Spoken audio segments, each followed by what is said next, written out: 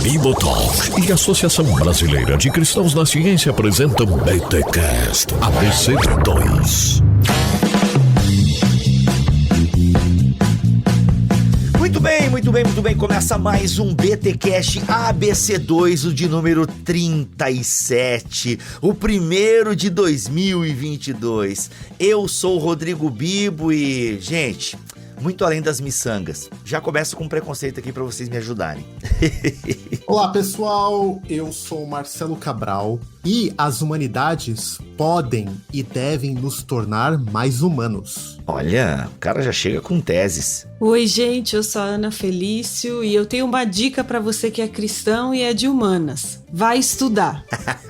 Boa. Olá, pessoal, eu sou o Jonas Carati. A universidade é uma instituição complexa de saberes plurais com autonomia para produzir o seu conhecimento. Meu Deus, e esse foi mais um BTcast, fica aí. Os caras não brincam em serviço. Galera, estamos aqui com um BTcast, um time de peso aí, de amigos e colaboradores da ABC2, a Ana, que já esteve com a gente aqui, o Jonas também, e o Marcelo Cabral, que é da casa, e hoje vamos falar sobre o dilema dos cristãos na universidade, principalmente na área de humanas. Olha aí, nós já falamos, Marcelo, no BTcast lá sobre perguntas e respostas, né? Perguntas difíceis, respostas sinceras e honestas. Falamos um pouquinho lá, você falou um pouquinho sobre a universidade e isso foi tão legal que a gente resolveu ampliar um pouco mais aqui e trouxemos esse time de peso, essa galera que tá na universidade, que estuda e que já tá há alguns anos lá, né? Vocês, assim, estão há alguns anos e, pô, vocês não se formam não, gente? Sacanagem.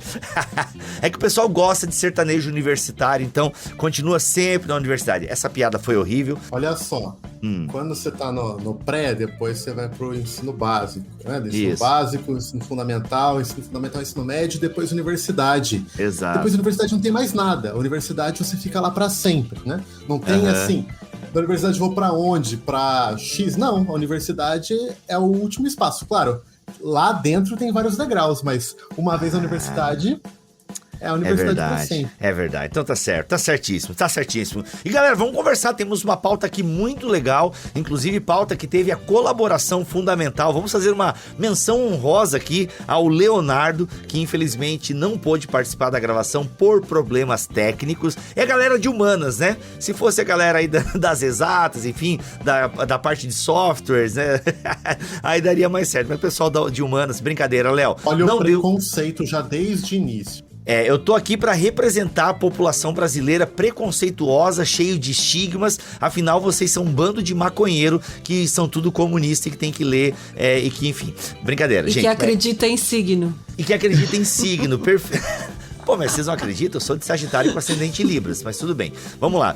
Uma menção honrosa, então, ao Leonardo, que não pôde participar. Obrigado, Léo, a sua pauta está incrível. A gente vai procurar honrar aí a sua pauta. Mas antes, é claro, temos os recados da ABC2. Se liga que a ABC2 tem muita novidade para 2022. No princípio era o Logos, e o Logos estava com Deus, e o Logos era Deus. Tudo foi feito por meio dele, e sem ele, nada foi feito. Uma das coisas mais fascinantes sobre o mundo estudado pelas ciências é que ele faz sentido. Há uma racionalidade, um logos que permeia todo o cosmos, desde os corpos celestes mais exuberantes até as menores e mais fundamentais partículas. As últimas décadas testemunharam um desenvolvimento mundial sem precedentes do diálogo entre a fé cristã e as ciências. Cada um desses campos conta com suas importantes tradições, instituições e valores, que têm guiado o desenvolvimento de sociedades e servido de orientação para milhões e milhões de pessoas. Dentro da cultura global do século XXI, duas das maiores forças aptas para transformações e fontes de inspiração, seja para o bem ou para o mal, são a ciência e a religião. É possível relacionar propriamente as ciências e a fé cristã? Narrativas populares costumam apresentá-las como inimigas mortais e irreconciliáveis. Muitos cientistas, teólogos e filósofos, entretanto, têm mostrado um caminho bem diferente, onde um diálogo mútuo e frutífero pode ser buscado e deve ser encorajado. Mas como? Como compreender esse incrível encontro? Como relacionar os fundamentos de campos tão ricos e diversos como o universo físico, as ciências da vida, a antropologia, a tecnologia e a hermenêutica bíblica. A Faculdade Internacional Cidade Viva e a Academia ABC2 oferecem um novo curso de especialização: Deus, o Cosmos e a Humanidade. Acadêmicos, teólogos, cientistas e filósofos se reúnem para responder às grandes questões da interação entre a fé cristã e as ciências. Venha conosco nessa fantástica jornada de formação intelectual para compreender como o livro da Palavra de Deus pode caminhar em harmonia com o livro das obras de Deus. Se o universo tem um propósito ou significado, isso deve se refletir em sua estrutura e funcionamento, e, portanto, na própria ciência. Isso mesmo, meus amigos e minhas amigas, você que curte o trabalho da ABC2, você que ouve aqui os podcasts e sempre ficou com aquela questão, aquela pulguinha, poxa gente, eu queria aprender um pouco mais sobre isso. Então chegou a hora, você pode se tornar uma verdadeira especialista em fé, ciência e cultura. Gente, esse curso de pós-graduação Lato Sensu, Deus, o Cosmos e a Humanidade, eles estão com matrículas abertas para a turma de 2022. Gente, olha só, é uma especialização em ciências contemporâneas e teologia cristã, tem uma carga horária de 360 horas, é reconhecido pelo MEC, Então, você que quer fazer essa você já tem uma graduação, quer fazer agora uma pós-graduação, essa é a pós-graduação. Gente, eles vão preparar você para ser um comunicador nessa área tão escassa na igreja e tão pobre na igreja, que é essa relação fé e ciência. Então, vem estudar na Faculdade Internacional Cidade Viva, em parceria com a Academia ABC2, aqui, a Academia ABC2, que é da ABC2, Cristãos na Ciência. Gente, os melhores professores, muitos já passaram aqui pelos BTcasts da ABC2, em parceria com o Bibotalk. Então é isso, gente. Deus, o Cosmos e a Humanidade é a pós-graduação que você estava procurando. Se você quer fazer parte, o link está aqui na descrição. Quando você entrar em contato lá e começar a fazer o seu processo de inscrição, vão perguntar onde você ficou sabendo dessa pós-graduação. Você já sabe, né? Você vai dizer que ouviu aqui no Bibotalk, você vai dizer que viu nas minhas redes sociais. Ou seja, se fui eu que te mostrei esse caminho ou fui eu que te incentivei, dei aquele encorajamento final, você fala pra eles, não, eu vim aqui pelo Bibotalk e tal. Beleza, gente? Aí isso também me ajuda, tá? Vamos lá então, vamos estudar com a Academia ABC2 e a Faculdade Internacional Cidade Viva. O link está aqui na descrição deste BTcast em bibotalk.com.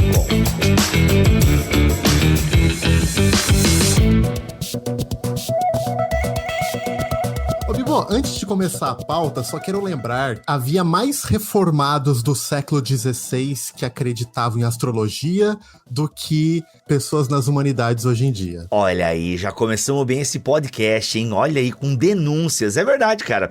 É que inclusive João Calvino, né? Curtia uma astrologia. Por quê? Por causa das interpretações lá dos magos do Oriente?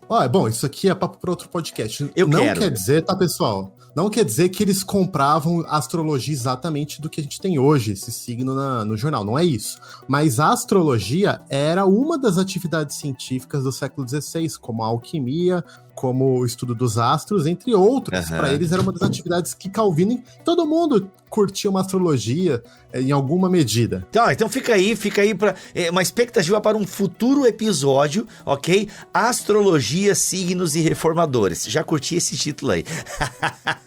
Mas vamos lá, gente, pra gente aquecer aqui o nosso papo, eu penso que a universidade realmente é um ambiente que muitos não pensam sobre isso, né? Tipo, universidade, o que é a universidade? Simplesmente vou lá porque eu preciso me formar para ganhar dinheiro e pagar os meus boletos. Então não tem um pensamento sobre o que é, uma teoria sobre o que é a universidade. Outros já vão para a universidade cheio de preconceitos, porque ouviram falar que a universidade é um antro disso, é um antro daquilo, principalmente no que diz respeito às humanidades, né? A galera da filosofia, gente, história entra nas humanidades, é claro, conta a história do ser humano. Então assim, geralmente os ambientes dessa galera da humanidades é tudo pichado, a galera se veste mal, a galera usa ervas medicinais e outras não, enfim. Então, é o estereótipo que a gente pinta, que a galera de humanidades está tudo perdido, foi sequestrado, né, por um viés político ou identitário e por aí vai. Então, primeira pergunta que eu quero fazer para vocês, né, e vocês que estão aí no ambiente da universidade, a universidade, ela é um lugar, ela é um ambiente hostil à fé cristã? Ou seja, o cristão, ele realmente precisa se armar e precisa estar assim, sabe, afiado, com escudo, com espada, com apologética em dia, porque ele está indo para um lugar que é completamente hostil à sua fé. E aí? Pessoal, eu penso o seguinte, eu tô na universidade há bastante tempo, né, desde 2003, e como o Bibo falou, realmente eu entrei, o Marcel Cabral disse também, entrei e nunca saí da universidade, né, porque fiz graduação, mestrado, doutorado em História, e hoje dou aula na universidade já há 8 anos. E, Bibo, essa pergunta é muito importante, porque eu poderia até dizer inicialmente que a resposta é sim e não, tá? Por quê? Porque depende muito da relação que o cristão vai ter com o conhecimento, né? Vai depender muito da bagagem cultural desse cristão, vai depender muito da tradição que ele conhece, né? Da tradição cristã. Então isso é muito assim relativo, né? Mas eu diria, trabalhando na universidade, né, conhecendo o espaço da universidade e passando por um curso que é o curso de História, que é um curso também famoso, né? Por ser um curso bastante revolucionário, né? Realmente, Biba, a humanidades dá conta de muita coisa, sabe? Dá psicologia, dá para ciências sociais, ciência política, antropologia, sociologia, enfim, é uma área muito ampla, né? Mas eu de fato digo que depende muito da maneira como o cristão se coloca. E eu vejo que o cristão, ele já chega com as suas percepções e não está pronto para conversar, né? E para desconstruir também aquilo que ele tem. Então, se a universidade é um espaço de conhecimento, de produção de conhecimentos novos, o indivíduo que entra lá precisa estar preparado, né, para discutir, para trazer seus argumentos, né? Crer é também pensar, ou seja, o cristão não pode abrir mão do seu pensamento, da sua mente, da sua razão. E eu penso que a universidade, ela não é um lugar hostil, a minha defesa é essa, né? Não é um lugar hostil porque é um lugar aberto, plural, para que todos tragam as suas percepções. Inclusive, né, o pessoal que trabalha ciências da religião. Há um pós-graduação na PUC, por exemplo, conheci há pouco tempo, São Paulo, né, de pós-graduação, mestrado em ciências da religião. Então, existe uma abertura para que cristãos participem desses espaços também, Bibo. Na minha experiência, eu estou na faculdade desde 2013, né? Graduação, mestrado, estou na metade do doutorado. E sou da área de linguística, então é tipo letras, vamos descrever assim. E assim, eu vejo que a hostilidade, a resposta é sim e não, como o professor Jonatas falou. Porque, por exemplo, vou dar um exemplo bem prático. Na faculdade que eu fiz, né, a Unicamp, Universidade Estadual, Pública, a gente tinha tantos grupos cristãos que você podia abrir o cardápio lá da semana e ver o que eu vou fazer hoje, onde eu vou hoje. Então, assim, e esses grupos, eles têm autorização da faculdade para atuarem dentro do campus, porque alguns reservam uma sala para fazer a reunião, outros fazem ao ar livre, e assim, desde grupos mais pentecostais até grupos de estudo. Então, assim, essa hostilidade, às vezes, que se prega, ela não tá aí, tipo, esses grupos não são atacados, eles são livres toda semana para estarem lá se reunindo, assim como grupos de outras religiões, né, que existem. Então, assim, nesse aspecto bem básico do dia a dia, eu acho que isso é um ponto que nos mostra, assim, que a universidade, ela tá aberta para reuniões de ideias, para você discutir ideias, para você estudar e participar dos grupos que você melhor preferir, assim mesmo. E aí, do outro lado, eu acho que tem o cristão, que muitas vezes ele chega na faculdade, e eu fiz um pouco isso, um pouco com medo, assim, sabe? Com medo de encontrar esses grandes monstros que vão roubar a fé dele. E aí isso coloca ele numa posição na defensiva. E se eu tenho uma coisa para dizer é que realmente você que tá aí para entrar na faculdade, não tenha medo. Não vou falar que vai ser fácil, porque nada na vida é fácil. O que na vida é fácil? Nada. Mas não precisa ter medo, não é um bicho papão. Não, eu só comentaria 2 coisas rápidas sobre isso. Primeiro, gente, quando a gente fala de universidade no Brasil, a gente está falando de muita gente, muitas instituições muito diversas, né? Então, é claro que a gente tenta encontrar alguns dilemas comuns a todos os universitários, mas como a experiência é muito diversa, existem muitos tipos de faculdade e universidade, dependendo da cidade, lugar, tamanho, se é pública, privada, Então, cada pessoa em cada lugar vai encontrar certos dilemas ou questões que são particulares. É um pouco complicado a gente universalizar a experiência de uma pessoa. Então, claro, pode existir um ou outro cristão, ou alguns, que sofreram algum tipo de assédio religioso, pessoas tentando humilhar elas por causa da fé. Pode, claro que sim. Mas não significa que isso acontece sempre em todo lugar, nem que é a maioria da experiência dos cristãos. Então, esse é o primeiro ponto. Lembrar que quando a gente fala de ensino superior no Brasil, faculdade de universidade, a gente está falando de um mundo muito plural e variado. Segunda coisa, não existe, tá? Isso não existe um tipo de grupo, de iniciativa destinada a destruir fé de cristãos. Isso simplesmente não existe. O que existe, né? O que existe é um mundo de gente confusa, porque você pega jovens de 17 a 24 anos, é gente confusa, é gente que tá num momento muito fundamental da construção da identidade. É aquele momento que a pessoa fala, bom, até aqui foram os meus pais ou avós ou os que me criaram que me guiaram em termos das minhas ideias, das minhas crenças, dos meus fundamentos. Mas a partir desse momento começa a haver uma autoconsciência das escolhas próprias. O que eu mesmo acredito, o que eu mesmo entendo. E é super natural, não estou dizendo que é bom, mas é comum que seja exatamente um momento de crise de identidade. E crise não só num sentido negativo, né? Porque a crise pode ser exatamente um ponto fundamental da construção de um ser humano mais maduro, de um discípulo de Jesus mais maduro.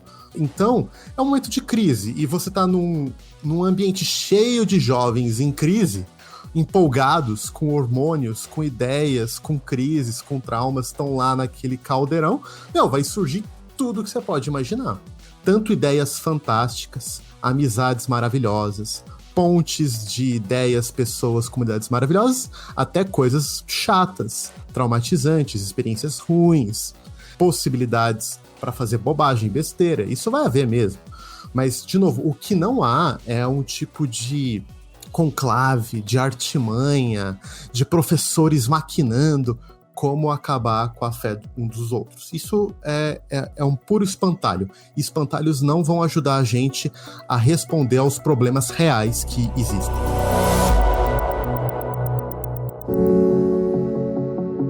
Galera, emendando então no que vocês estão falando aí, tem a questão que nós já discutimos aqui em vários BTcasts da ABC2, mas eu acho que a gente sempre precisa falar sobre isso, que é a questão da secularização, né? Então, assim, a questão da religião, das humanidades, ou seja, tem vamos tirar o divino, o sagrado. O fato de ter esse movimento, né, de ter acontecido esse movimento, não reforça um pouco essa ideia? Não, gente, tá tudo secularizado, eles querem espantar tudo aquilo que é cristão, tudo aquilo que é religioso, não há espaço para o religioso e por isso que tem essa hostilidade. Como é que isso não é uma espécie de hostilidade à fé, esse secularismo que a gente enfrenta aí nas universidades, se é que há esse secularismo, né? É por isso que lá no começo, na chamada, eu falei, vai estudar, porque... Bom, desculpa, poxa. Não pra você, Bibi. Mas assim, se eu tenho uma mensagem na minha vida, é falar, vai estudar. Hashtag vai estudar. Mas o que acontece é porque realmente quando você vê uma história geralzona, né, do pensamento ocidental, você vê lá com o iluminismo, a secularização do mundo, né? A reforma protestante contribuiu bastante para isso. Então, secularização não necessariamente tem um significado ruim, mas às vezes significa também um pouco mais de pluralidade e liberdade de escolha no nosso mundo ocidental. E uma coisa que nós temos muito presente no Brasil é o positivismo, que é um pensamento que tem uma tradição grande, assim, no Brasil. E esse positivismo, por vezes, ele pode ter uma atitude antirreligiosa, né? Porque ele confia demais no nosso progresso científico e tudo mais, e aí acaba vendo a religião como um atraso, que essa é uma mentalidade bem iluminista mesmo. Só que assim, quando você estuda, você percebe que essas são escolas de pensamento e que existem, na ponta das pesquisas, muitas outras escolas de pensamento que também podem ser respostas tão boas quanto, ou muito melhores na realidade, né? Porque a gente já está no século XXI, temos muitas respostas, muitas teorias e a gente está já a gente teve o estruturalismo, o pós-estruturalismo, e assim, existem coisas que às vezes a gente se assusta, porque você entra lá pensando assim, eu só gostava de história, do professor de história do ensino médio, agora eu tô aqui diante dessa loucura. E então, é uma jornada mesmo, é realmente uma jornada que você começa, às vezes pode desafiar coisas que você sempre ouviu falar, mas se você não recuar, se você tiver a virtude da persistência, da perseverança, você vai chegar sim em autores bons, até em teólogos bons, e você vai conseguir conciliar toda essa visão secularizada do mundo com a sua fé e ter respostas à altura. Eu ia dizer, gente, que aqui no curso de História onde eu trabalho, né, no curso de História da Unipampa, Rio Grande do Sul, os meus colegas sabem que eu faço parte da BC2, né? Os meus colegas de departamento ali e trabalham com História Antiga, História Medieval, eles sabem que sou cristão também, né? Inclusive descobriram, não porque eu falei lá na universidade, mas porque nós viemos à minha casa, a gente orou aqui, agradeceu pela presença deles, o Jonatas é cristão. Então, o que eu quero dizer com isso? Que em nenhum momento houve hostilidade por parte deles por eu ser cristão, em nenhum momento houve uma hostilidade, inclusive, de estar trazendo ao curso aquilo que nós temos feito na BC2 História, né? Então, vários dos professores do nosso curso dizem, convido o pessoal da BC2 História para participar do evento, né?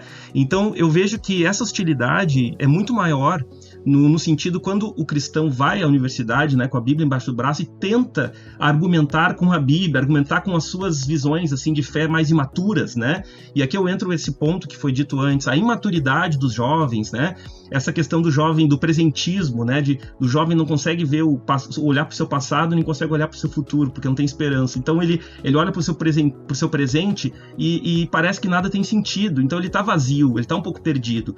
E aí ele chega para debater na universidade sem saber quais são os princípios de debate na universidade, sem saber quais são os argumentos necessários, sem saber se posicionar. O que a Ana colocou é assim, real, estudar, né? A gente tem hoje esse grande desafio dos estudantes conseguirem parar para estudar. Então eu vejo que essa pergunta, né, da hostilidade, ela depende muito de como o cristão chega à universidade e como que ele vai levar a sua fé também, a maneira como ele vai levar a sua fé. Eu estou lendo um livro agora, A Escola do Messias, né, do Igor Miguel. Eu gosto muito no início ali que ele fala sobre essa convicção que nós cristãos, né, e esse desejo de nós cristãos de conhecer, né, mas é também para todo mundo tem desejo de conhecer, né, e às vezes eu acho que falta um pouco de visão, de horizonte, né, para os cristãos, para conhecer, para expandir o seu conhecimento, para conhecer novos autores, para ler literatura clássica, enfim, né, eu acho que eu também consigo ver Deus em várias obras de literatura que eu leio, né, então eu penso que essa maneira, a interação da fé com a ciência, para mim é uma das respostas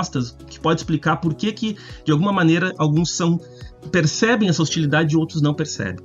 Cara, quando a gente fala de secularismo, isso pode significar tantas coisas, né? Mas eu acho que a Ana começou com um bom panorama histórico.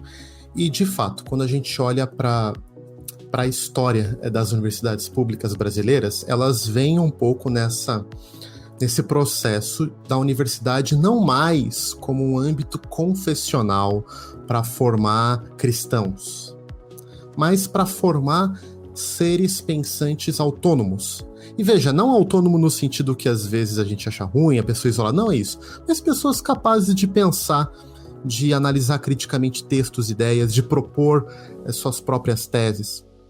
Então, nas universidades públicas brasileiras, você não vai lá ter um curso de teologia para te formar com certas doutrinas cristãs fundamentais. Então, se você quiser dizer que isso é um resultado do secularismo, ok, é provável que seja mesmo, tá?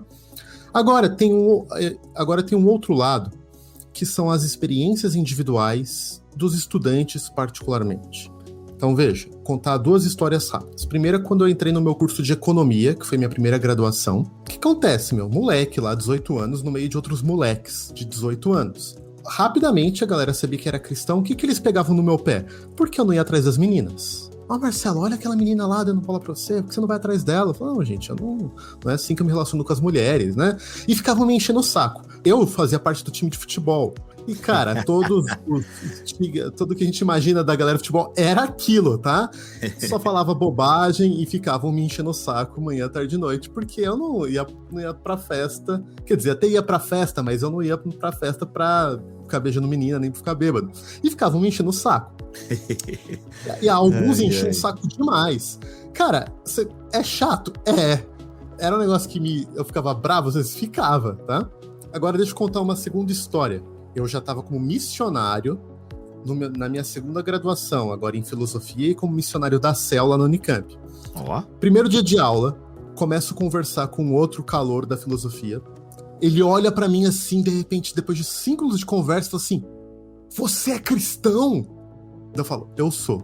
Cara, ele põe as 2 mãos no rosto, abaixa e balança a cabeça assim: eu não acredito. Ele fala tipo assim: eu pensei que aqui na filosofia eu não ia encontrar gente maluca que nem você, gente atrasada. E a gente ficou conversando por 2 horas, tá? Olha aí, cara. A gente foi almoçar junto e ele ficou me questionando. Mas, cara, você acredita que Deus existe? Né? E eu explicava, ele só põe a mão na cara e balançava. Agora veja, Bibo, o que isso aponta? Existem muitos estudantes ateus, anticristãos? Claro que existem. Existem vários que vão caçoar ou debochar da nossa fé? Existem. Agora, ao mesmo tempo, nessas 2 horas de conversa, eu pude falar do evangelho pra esse cara. Ele não tava totalmente fechado, tava conversando. Ele tava achando que eu era maluco, mas ele ficou por 2 horas conversando comigo. Na minha experiência de economia, eu contei isso no começo do ano.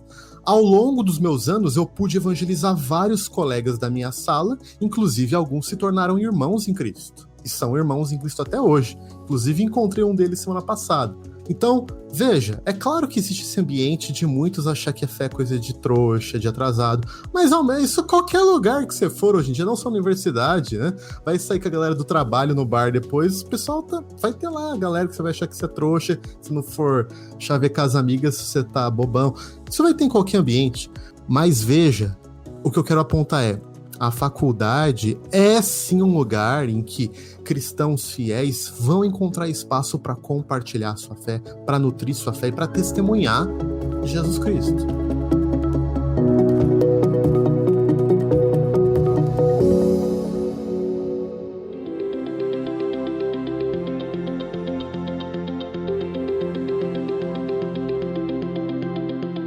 Bem, isso me leva à pergunta, né? Então, quer dizer que às vezes é uma percepção equivocada que as pessoas têm do ambiente universitário que acaba atrapalhando a vivência acadêmica dela. Seria isso? Se a percepção pública é que universidade é um lugar de vagabundo, de gente que vai perverter sua fé, isso é um espantalho, é uma mentira. E a gente não deveria acreditar nem propagar essas ideias. Você disse bem. É claro que existem desafios reais. Eu contei alguns dos meus, eu poderia falar horas aqui. Tanto como estudante, como depois como missionário lá dentro. Vários desafios, perrengues, situações difíceis.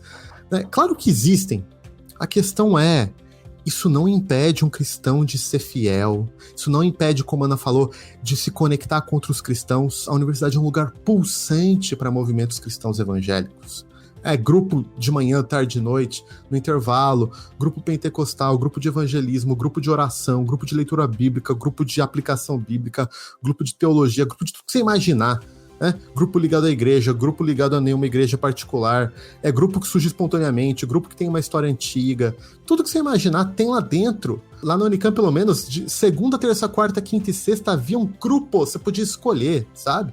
Então, conexão com outros cristãos não era só uma possibilidade, mas era a realidade de qualquer cristão que quisesse. Tava lá, você não estaria sozinho. E formar modos inteligentes, criativos de testemunhar a fé, eu posso contar, quando eu era missionário lá, Bibo, na Unicamp, teve um momento que eu tinha 11 grupos por semana não cristãos, sem contar grupo de discipulado. Olha! E gente querendo conversar sobre Bíblia, sobre Deus, né? O que não tem espaço, eu acredito, é para uma atitude meio impositiva, né? Você querer aquele evangelismo de tentar empurrar Jesus goela abaixo, de tentar fazer pregação pegadinha, de tentar enganar a pessoa. Ó, gente, vem aqui na minha festa, de repente tem uma pregação lá. As pessoas não gostam. Elas gostam de coisas... pegadinha.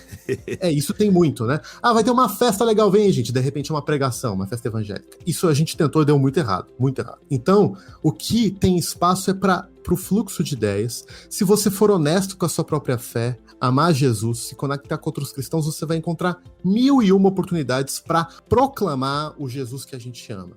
Legal. Se nenhum de vocês tiver complemento aí nessa fala do Marcelo, né, essa questão da percepção equivocada, até, Jonathan, no nosso off-topic aqui, você falava, né, até de uma ideia que você tinha, acho que agora caberia um pouco daquela sua ideia lá de trazer um perfil. Te dou 3 minutos e 38 segundos. Valendo!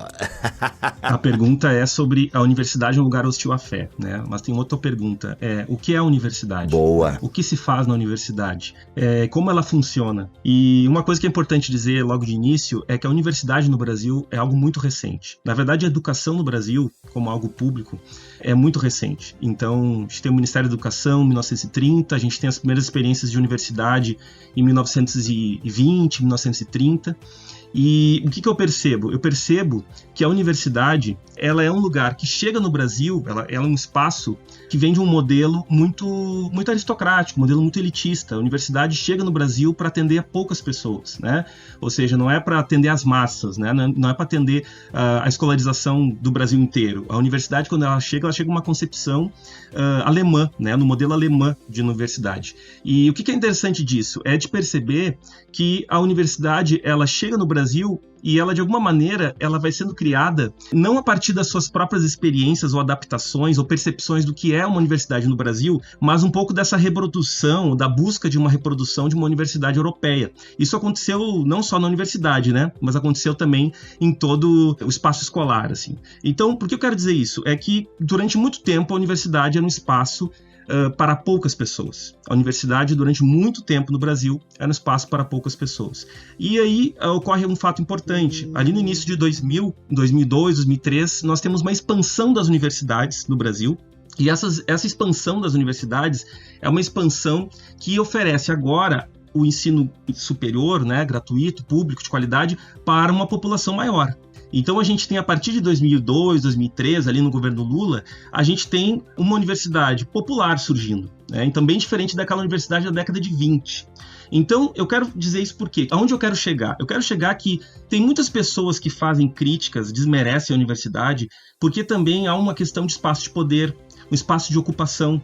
Então as pessoas também acabam levando esse preconceito da universidade pública, né, e todas essas expressões preconceituosas da universidade, sem saber como funciona a universidade, sem saber qual é o espaço que faz uma universidade, porque essa universidade no Brasil, ela tem mudado de cara. A universidade brasileira, ela tem mudado sim.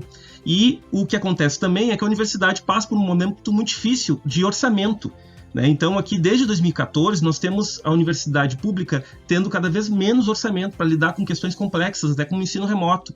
Então, às vezes eu acho que quando a pessoa coloca a universidade como um espaço onde se defendem ideias comunistas, quando querem fazer revolução no Brasil a partir das universidades, eu acho um exagero, um grande exagero, porque a gente tem uma universidade com um lugar muito amplo, muito complexo, de saberes diversos, plural, e que, no caso, nós da Humanidades, né, e aí, claro, cada um de vocês pode falar da sua universidade, como é que funciona, mas da minha universidade a gente vê que a área das Humanidades ela ainda carece de mais peso na própria universidade. Então, muitas vezes a universidade não está indo, né, para o comunismo. Ao contrário, a universidade, né, está cada vez mais se abrindo para as grandes empresas privadas de educação. E isso as pessoas não sabem.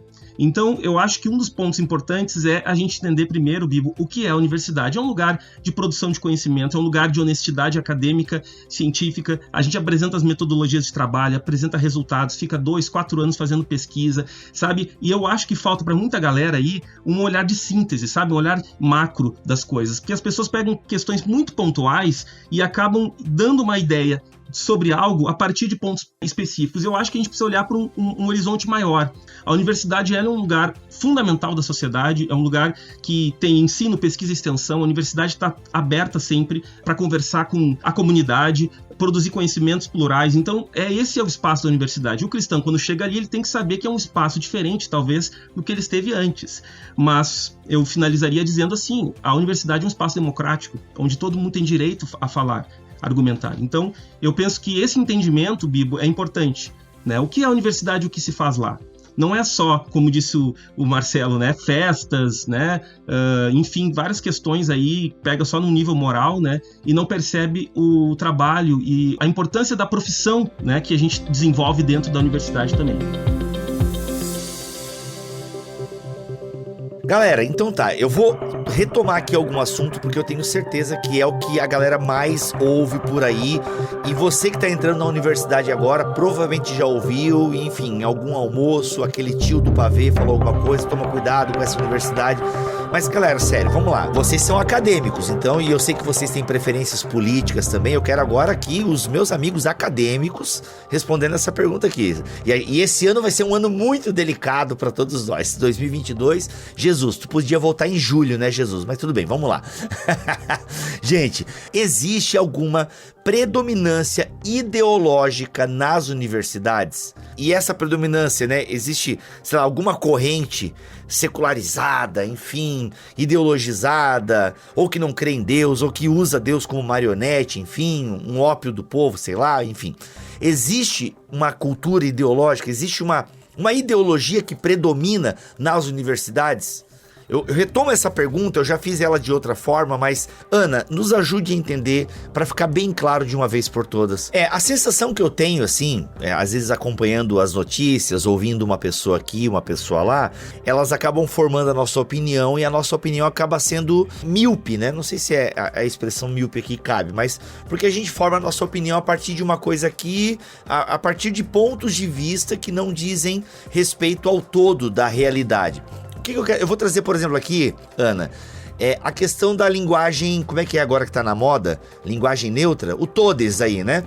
Então, essa discussão, a gente não quer discutir aqui linguagem neutra e tal, mas como tu é da área da linguística, eu imagino que é uma parada que você deve ouvir. A sensação que nós de fora temos é que não.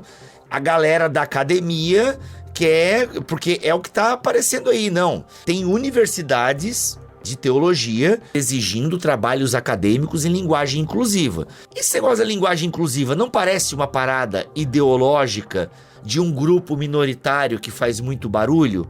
A sensação que eu tenho é esse. Assim, às vezes ouvindo vocês falar, cara, né, eu acho que vocês estão falando de um ideal, porque parece que essa galera aí tá dominando as discussões, os debates e estamos todos ferrados, né? Nossa, Bibo, que bom que você fez essa pergunta, porque a minha área de formação é linguística. Diferente do que muitas pessoas pensam, a linguagem neutra não nasce na academia, mas de grupos sociais específicos em sua militância particular. No caso, contra as discriminações de gênero. O que acontece na academia é que os linguistas estudam essas propostas e há diversos posicionamentos. Alguns estudiosos são mais entusiastas dessa linguagem e a consideram como se fosse uma evolução da língua iniciada por movimentos sociais. Outros, apesar de reconhecer as demandas desses grupos, acabam sendo um pouco mais céticos porque analisam a viabilidade dessas propostas do ponto de vista linguístico. O papel do linguista é estudar a língua, como ela se apresenta, e não ditar regras sobre ela, mas discernir quais seriam os padrões naturais do sistema linguístico de cada língua. Isso é bem diferente da gramática tradicional. Eu já li alguns estudos que acabam mostrando como essas propostas de gênero neutro ainda estão aquém do que o sistema linguístico do português permite ou aceitaria. Eu começaria a falar linguistiquês agora, se eu começar a explicar tudo. Mas o fato é que essas propostas de gênero neutro são oriundas de grupos sociais e na academia existem debates altamente qualificados sobre o assunto. Diferente do que acontece nas redes sociais ou na mídia, onde há de um lado aqueles que querem transformar isso em lei, coisa que nenhum linguista comprometido com a ciência faria, pelo menos pelo que eu aprendi do que é linguística.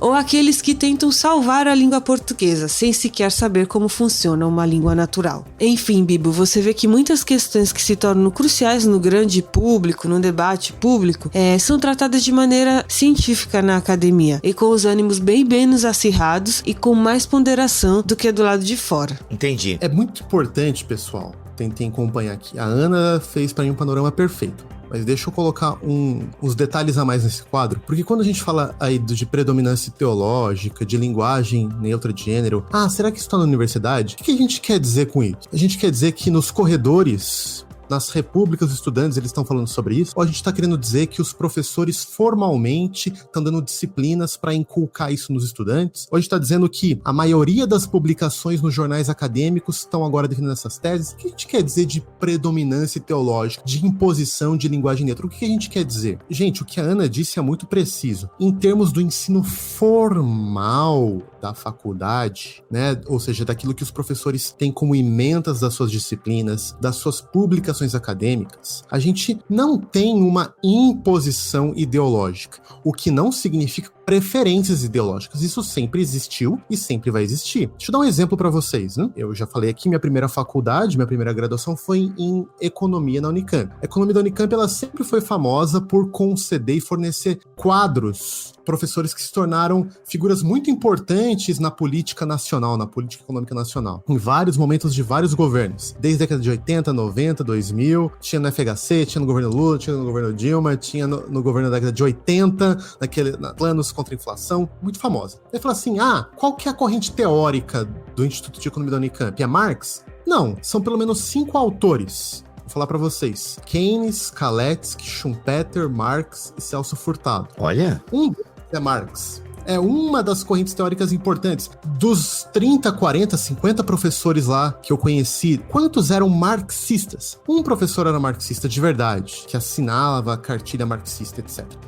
Não significa que os outros não tinham algum interesse em ler. Eu li o Capital, não tinha interesse? Tinha, mas tinha uma recepção crítica, como tinham com qualquer outro autor. Na filosofia, professores lá especialistas em Aristóteles, Lucas Angione, que é chamado em Oxford para dar aula, vai para as melhores universidades dos Estados Unidos dar aula sobre o assunto. É o que a Ana disse, gente, vejam bem, universidades nossas de 50 e 60 anos de idade, dialogando com o que existe de top com universidades de 700 e 800 mundo afora. Isso é magnífico, certo? Professores que sabem muito de filosofia medieval, Agostinho, Tomás de Aquino, e por aí vai. Agora, deixa eu só fazer o outro ponto, um pouco que você está dizendo, que é o seguinte, quando a gente pensa nas pautas morais progressistas, seja lá o que signifique, mas tô usando isso sem um rigor acadêmico agora. Pensa aí todas as discussões de gênero, as discussões de feminismo, as discussões raciais, as discussões de aborto, as discussões da moralidade progressista. Se você perguntar, Marcelo, essas discussões são feitas na universidade? Eu vou dizer, são feitas. Lá se fala bastante disso? Sim, se fala disso. Isso se fala principalmente dentro de sala de aula? Não é principalmente sala de aula. Sala de aula o professor tem uma ementa lá, ele precisa cumprir a ementa e vai ensinar lá os autores clássicos, seja lá o que ele está ensinando. Então onde isso é discutido? Muito na convivência do dia a dia, no bandejão, nas conversas de corredor, atividades extra-acadêmicas, palestras, debates que ocorrem, entre aspas, fora das ementas e disciplinas que compõem o ensino formal. Isso tá lá? Tá lá sim. Seria mentira dizer que não está. Isso exerce uma influência em quem tá lá? Exerce. Um cristão que nunca ouviu falar disso e chega na universidade, ele vai ter que lidar com isso? Vai. Marcelo, ele vai ser contaminado?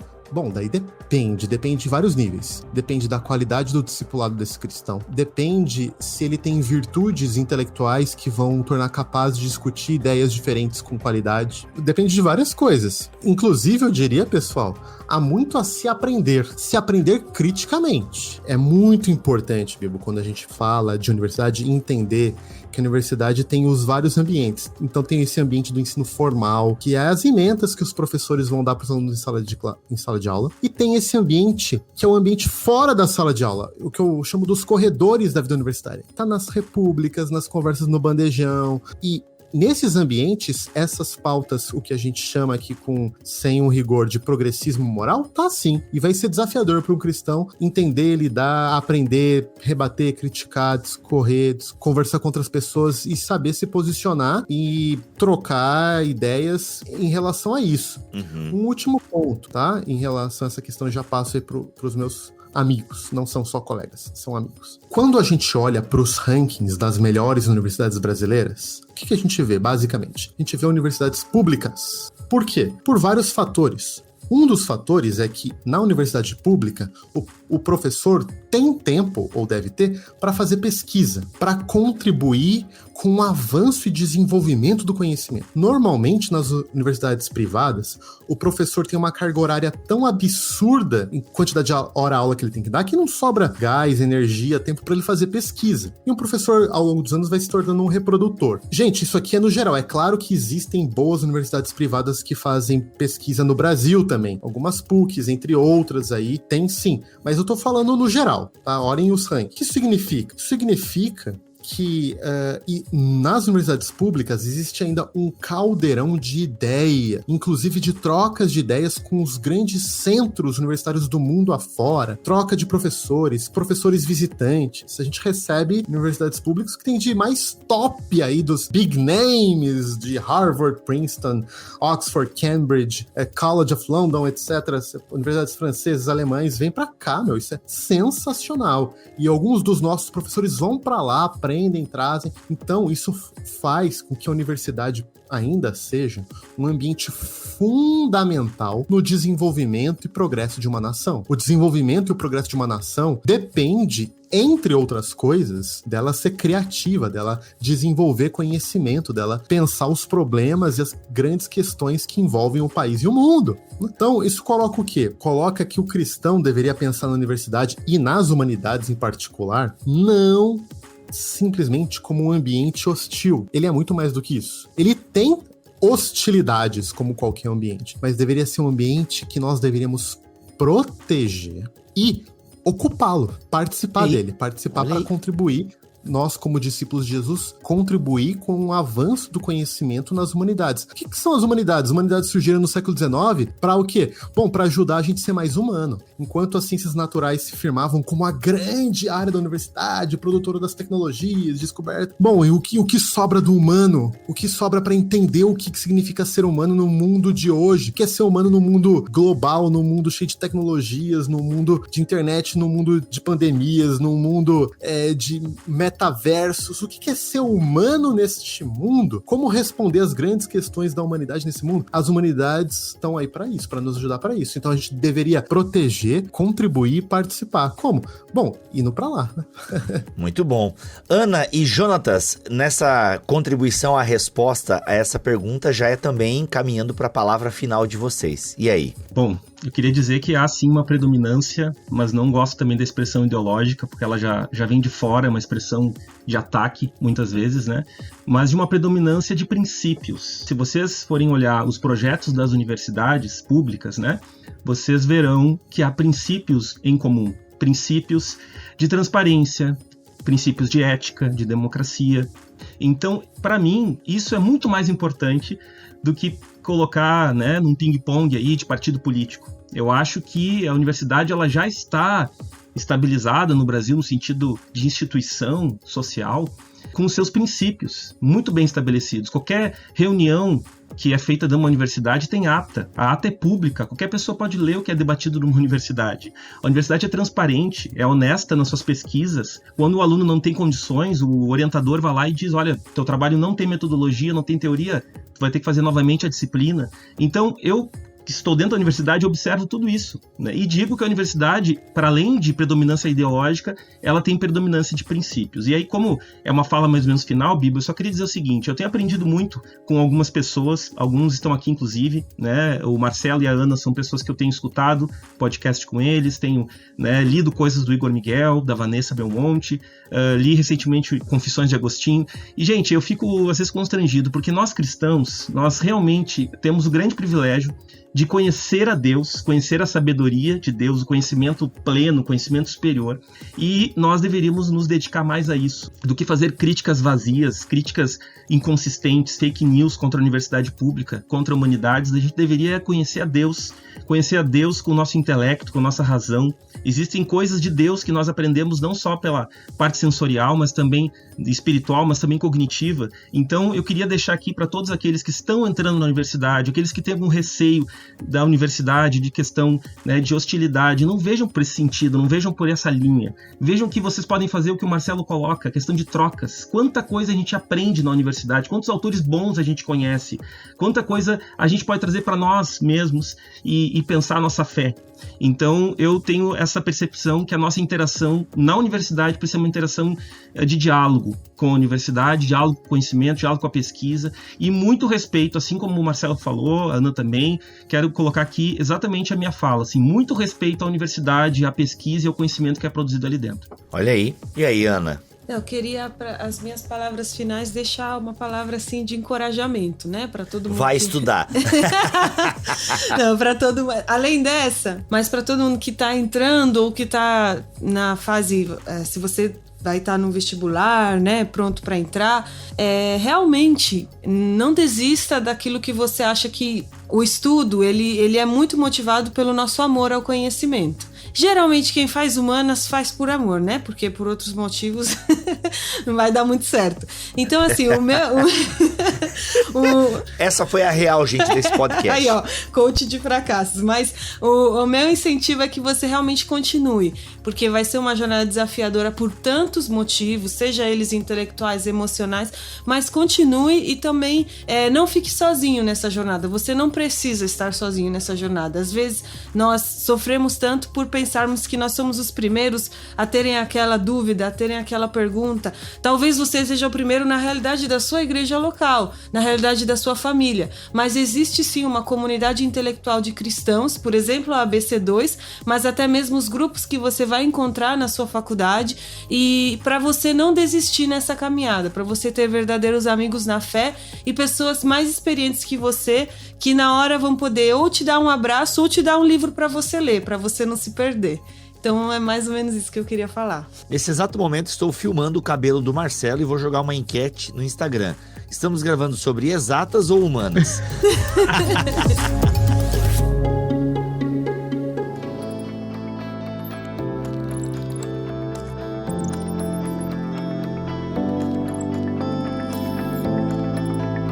Gente, sensacional tudo que vocês falaram. Eu acho que daria pra gente ficar um tempão aqui.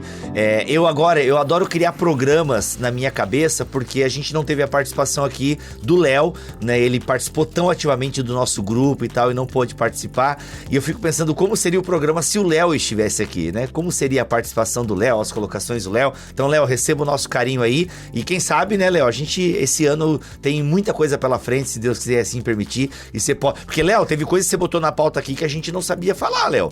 Então aí, mano, ó, você ia dar umas colaborações legais aí. Quem sabe a gente possa voltar a você pode vir aqui, né? A gente acerta os detalhes técnicos e você vem falar aí os paradoxos de Marsden. Ó, que da hora. Aliás, os meus amigos aqui sabiam falar, mas não com tantos detalhes como você colocou na pauta aqui. Então, muito legal. Então eu fico criando esses programas alternativos aí. Mas, gente, pra caminhar pro final, sensacional tudo que vocês falaram. E nós somos super... adeptos da literatura, acreditamos no poder de um livro sobre as nossas vidas, né? Até porque a gente é crente e a gente lê a Bíblia e tenta seguir ela. Mas uma literatura que ajudou vocês aí nesse processo, que vocês acham que vai elucidar a caminhada desses cristãos que estão entrando na universidade. Jonathan, você tem alguma coisa para indicar para nós? Sim, o primeiro livro que foi importante, acho que foi importante para muita gente, é O Crer é Também Pensar, do John Stott. Foi um livro muito importante nesse início, né? Quando a gente começa a refletir sobre o que farei eu, cristão, na universidade, nesse espaço, né? Da universidade. Depois eu li um livro que foi realmente um divisor de águas para mim, parabéns inclusive para a ABC2, que é do Alistair McGrath, que é Ciência e Religião, Fundamentos para o Diálogo. Ele é um livro excepcional, ele é didático, ele explica bem as interações possíveis entre fé cristã e ciência. Quando alguém vem me procurar, eu digo, olha, leia esse livro, que ele é um livro que atualiza tudo que está sendo debatido nesse sentido. E um livro importante, Bibo, que eu queria indicar, que tem sido importante para mim também, fortalecido a minha fé e a minha fé em Cristo e a minha vida de estudos, é o livro do Igor Miguel, A Escola do Messias, Fundamentos Bíblico-Canônicos para a Vida Intelectual Cristã. Olha! Ambos da editora Thomas Nelson Brasil. Essas duas obras, essas últimas que eu citei, são muito extraordinárias e eu indico para vocês. Mas alguém tem alguma literatura? Eu queria indicar, sim, um livro que é da ABC2 que foi muito bom para mim, acho que vai ser bom para um estudante de humanas, que é Territórios da Ciência e da Religião, do Peter Harrison, em que ele faz um apanhado, assim, ele faz uma história sobre a relação de fé e ciência desde a Antiguidade Clássica até a Reforma Protestante um pouquinho depois. Então, você vai ver nos períodos da história que a gente conhece, que a gente aprende lá na escola, como que a ciência e a fé se relacionavam. Será que a relação sempre foi de conflito? Será que não? Então é muito legal esse livro porque ele te dá um panorama a partir do qual você pode ver onde você está inserido, onde seu curso está inserido nisso, e também você vai poder identificar alguns mitos que às vezes a gente acredita sobre ciência e religião ao longo da história, e aí desbravar aí seus estudos. Olha... Muito bom. Esse livro é campeão de indicações aqui no BTcast da ABC2. Esse livro toda pessoa de humanas deve ler. Ô Bibo, eu só quero assim enfatizar as indicações dos meus amigos. Super indicações. Para quem lê inglês, tem um livro que eu li muito recentemente que chama A Crise Permanente, em inglês A Permanent Crisis, que descreve um pouco a história das humanidades. Não no Brasil, claro, né? Mas assim, da onde que essa ideia de humanidade surgiu, qual que é o seu contexto, para que ela surgiu, quais eram os objetivos, como isso foi sendo transformado ao longo do século XIX e século XX. Um baita livro. E também, leitura em inglês aí, tem um livro do Mark Noll que chama Jesus Cristo e a Vida da Mente, Jesus Christ in the Life of the Mind, que é uma perspectiva para mim brilhante do que significa vida intelectual a partir da visão cristã. Olha. Um livro sensacional. Muito bom. Gente, obrigado, Ana, obrigado, Jonatas, obrigado, Marcelo. Começando mais um ano e aí essa parceria com a ABC2 e mais um semestre aí de podcasts da ABC2 com o Bibotalk. Então, já sabe, gente, ó, tem mais de 37 episódios. Aliás, tem mais de 36, né? Esse é o episódio 37. Então, são 37 episódios que nós temos aqui na nossa casa em parceria com a ABC2, dialogando fé e ciência. Não, na verdade, tem mais de 37 episódios, porque antes de firmar uma parceria com o Bibotalk, a ABC2 já tinha feito 1 ou 2 episódios aqui sobre fé e ciência. Nós temos um BTcast também da Vida Nova, mas que foi feito com a turma da ABC2 sobre teologia natural do Alistair McGrath, com o Thiago Garros e não sei mais quem, não sei se era você, Marcelinho. Então tem mais de 37 episódios que dialogam fé e ciência aqui em bibotalk.com. É só você jogar aí no seu agregador. Enfim, galera, muito obrigado pelo carinho de vocês. E ó, o ano tá só começando, tem muita coisa boa vindo por aí. Gente, obrigado. Eu já dei tchau pra vocês, né? Vocês querem dar tchau pra audiência? Marcelo, você quer dar tchau e um bem-vindo a 2022 aí pra nossa audiência? Gente querida, um beijo no coração. Que a gente possa entrar em 2022 com mais fé, esperança e amor. Seja um ano cheio da graça do nosso Senhor Jesus Cristo para todos nós. Boa. Ana, o seu tchau junto com bem-vindo. Tchau, gente, e que 2022 seja cheio de muito estudo, muito Deus na sua vida. Deixo meu abraço também a todos vocês, gente, e que Deus abençoe esse novo ano. E vocês também nunca abram mão aí do seu devocional diário com Deus, viu? Quem tá na universidade, por favor, Deus em primeiro lugar também. Um abraço. Muito bom, gente. E é isso. Voltamos na semana que vem, se Ele quiser e assim permitir. Fiquem todos na paz do Senhor Jesus.